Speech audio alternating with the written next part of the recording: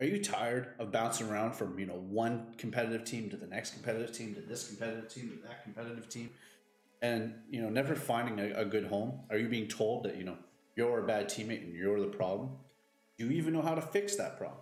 Well, if that's the case, then you've come to the right video, because today I'll be talking about the 4 ways you can improve being a good teammate.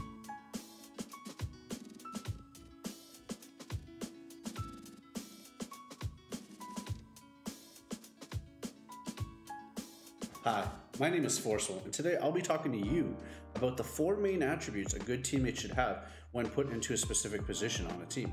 If you're interested in developing yourself or making sure that you're not being a hindrance to your team, then you've come to the right place. Stay tuned. Alright, so if you're new to the channel, please make sure to hit me with the sub button and hit the like button if you do end up liking the content that I'm doing. I'm trying to grow this YouTube channel. I want to see, what the possibilities of it are. So any support you guys give is greatly appreciated. So just before we start here, guys, I just wanted to, say I apologize for the infrequent upload schedule. I'm in between moves. I do coach a team professionally, and sometimes, reality does take priority. But that being said, I do plan on making this a more frequent habit. I'd like to maintain a healthy upload schedule and get more content to you guys, on a more reasonable time frame. So as we mentioned before, we're going to cover 4 main attributes a person should have if they want to be a good teammate within the esports world. Let's get right into number 1, and probably one of the most important attributes that a person should have, which is coming with the right attitude. So we talked about this champion mindset before in my previous video, and just to get kind of into it, a champion is someone who comes in with that positive mental attitude. They're providing constructive criticism, they're giving good feedback, and they're not just constantly tearing everyone down around them. They're trying to prop up and build their teammates. And I read one day that you can judge a team's development based off of the level of humor that they're able to maintain throughout practice. It's usually when teams get burnt out or they're all negative all the time, they come to practice and things are often pretty heavy. And when you come into practice when things are heavy, you're going to find that most people, they're shutting off, they're turning off their brain, they're not enjoying themselves. There's a lot of negativity, a lot of toxicity, and teams tend to flounder their development when things are bad. And that can come from a person with the wrong attitude. When you're managing your attitude, it's not just, coming and, being positive all the time. That's not exactly realistic. We're going to have bad days, we're going to have good days, but it's about trying to manage things like your real life as much as possible so it doesn't have a negative impact on how you guys are dealing with practice. You want to make sure that you're coming to practice prepared to work, and that you're not bringing, your schoolwork or your homework or things going on with your girlfriend to practice, because what it does is it creates a lower energy and lowers everyone's ability to focus and pay attention to what needs to happen. Okay, so that brings me to my second point, which is communication. What you say and how you say it matters. Full stop, period, nothing else. If you don't take anything else from the video, take that you need to learn how to communicate more effectively. So I believe it is hyper important for you to, know what you're going to say before you say it. If you just say everything that comes off the top of your dome without any thought, it's not going to be received well. I believe if you go in with a plan of what you want to say, it'll have a much bigger impact on how it is received by your teammates. So the big thing with communication is you got to understand it's a process. Becoming a better orator comes from experience and just doing it. But a couple tips I can give you that will kind of help you out, just in general when it comes to being a teammate, are 2 skills. One, the compliment sandwich, right? And the second one is praise in public and correct in private. And if you can do those 2 things, which I'll elaborate into a little bit further here in a second, you will become a far, far better communicator with your team. When I say compliment sandwich, what I mean is, putting positives with the negatives to make sure that, you're handing a package that is deliverable and accessible to teammates. Most people, when they get to be a professional level, they can handle criticism constantly. They're feeding for it, they want that criticism. But when you're first starting out, especially as a new T3 player or a new person to esports, that's just not a reality at all. The second sub point to effective communication is knowing when to praise someone and when to correct someone. Too often I see, either on the timeline or in streams when teams are playing together in ranked, they're giving each other, constructive criticism or chastising their own teammates, in the public for everyone to see. And I feel like this causes a lot of distrust and a lot of damage to a team when they really shouldn't be. So the takeaway there, praise in public, criticize in private. And by doing that, you're going to foster a sense of trust and loyalty within your team, and they're going to become, again, more tuned to hearing what you're saying because you're not doing it in front of everybody. So the third tip I can give you to make you a better teammate in esports is be valuable to your team. Don't just be someone who is along for the ride. Be someone who's bringing something to the table, fostering that sense of growth and that purpose within your team, and making sure that you're constantly an asset and not holding your teammates back.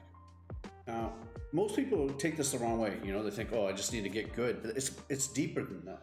All right, it's again, we talked about that positive mental attitude. We talked about having good communication, but it's also things like being able to develop your teammates and give them that positive feedback in a manner that helps them grow as well. You don't want to end up being the weakest link on the team skill-wise, but at the same time, you want to show that growth and that improvement and inspire others to improve around you. And it doesn't even have to relate to the game always. There's a lot of other valuable assets, that you can bring to a team to make them better. You could be a good leader. You could be, a good personal developer. You could be someone, who inspires and motivates your teammate.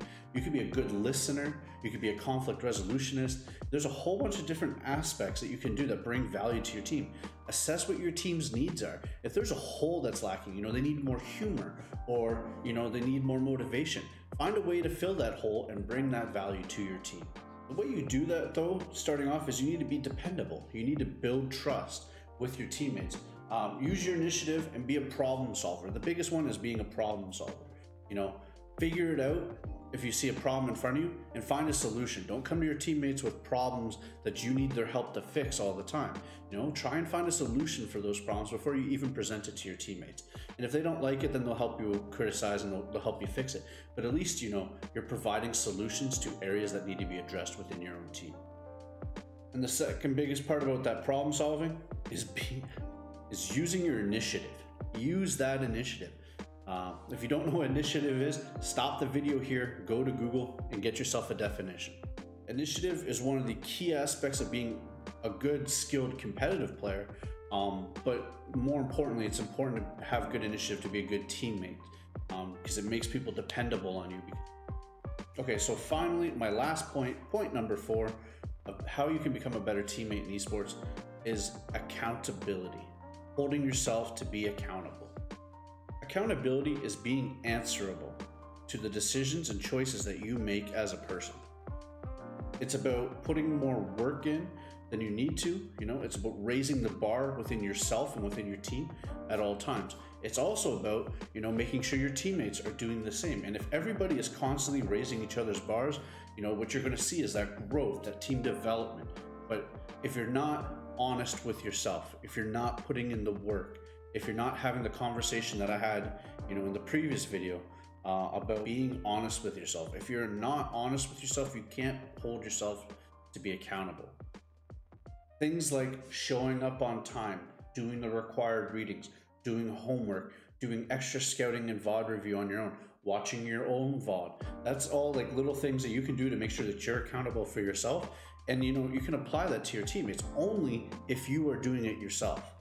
You can't tell your teammates, oh man, you should watch back your own VOD, or